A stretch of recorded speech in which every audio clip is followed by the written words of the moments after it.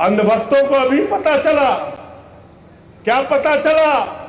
जब गैस की लाइन में खड़े हो गए, पेट्रोल पंप की लाइन में खड़े हो गए, कहन काहे लाइन में खड़े हो प्यारे अंधभक्तों? कहन अरे ईरान वाला तेल नहीं जाने दे रहा है। तब उनको पता चला कि मुसलमान के यहां से तेल आता है।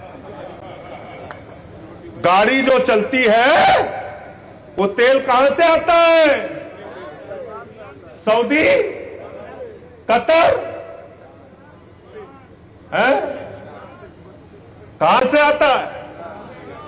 तो अंधभक्तों से मैं कहना चाहता हूं, अपने घर में तय करो, जो गैस मुसलमानों के देश से आएगी उसका खाना नहीं बनाएंगे।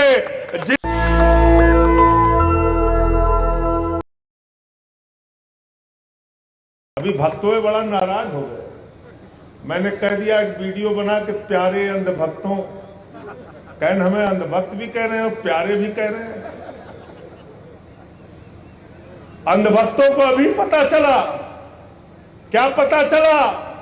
जब गैस की लाइन में खड़े हो गए, पेट्रोल पंप की लाइन में खड़े हो गए, कहन काहे लाइन में खड़े हो प्यारे अंधभक्तों? कहन अरे ईरान वाला तेल नहीं जाने दे रहा है। तब उनको पता चला कि मुसलमान के यहां से तेल आता है। गाड़ी जो चलती है वो तेल कहां से आता है? सऊदी, कतर है? कहां से आता है? तो अंधभक्तों से मैं कहना चाहता हूं, अपने घर में तय करो, जो गैस मुसलमानों के देश से आएगी उसका खाना नहीं बनाएंगे। जो तेल मुसलमानों के यहां से आएगी उस तेल से मोटरसाइकिल नहीं चलाएंगे। जिस डीजल से जो मुसलमान के यहां से आएगा उस डीजल से अपनी गाड़ी नहीं चलाएंगे। तय करो, ऐलान करो, चले जाओ मोदी जी के साथ, जाओ।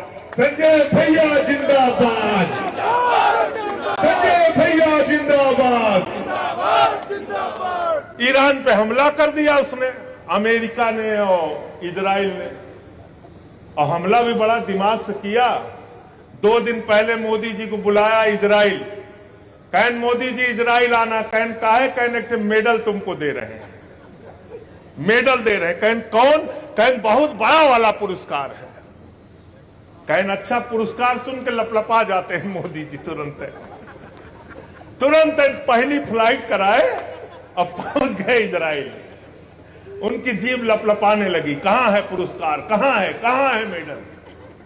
इजरायली वे इतना ज्यादा होशियार, उसी दिन पुरस्कार बनाए और संझा को इनको मेडल पहना दिया। उसके पहले वो पुरस्कार था ही नहीं विशेष रवि भाई, वो पुरस्कार था ही नहीं। उसी दिन उस पुरस्कार का नामकरण किया और पहला पुरस्कार दिया नरेंद्र मोदी जी को। मां बढ़िया मेडल पहन के सीना तान के बहादुर चले आए वापस। दूसरे दिन, तीसरे दिन हमला हो गया। खामेनेई साहब की हत्या कर दी अमेरिका इजराइल ने मिलकर। तो मैंने आल पार्टी मीटिंग में पूछा, मैंने कहा भाई पूरी दुनिया में खबर चल रही थी कि अमेरिका ईरान पे हमला करने वाला है, अमेरिका ईरान पे हमला करने वाला है, इजराइल ईरान पे हमला करने वाला है, तो 2 दिन पहले आपने मोदी जी को क्यों भेज दिया वहां?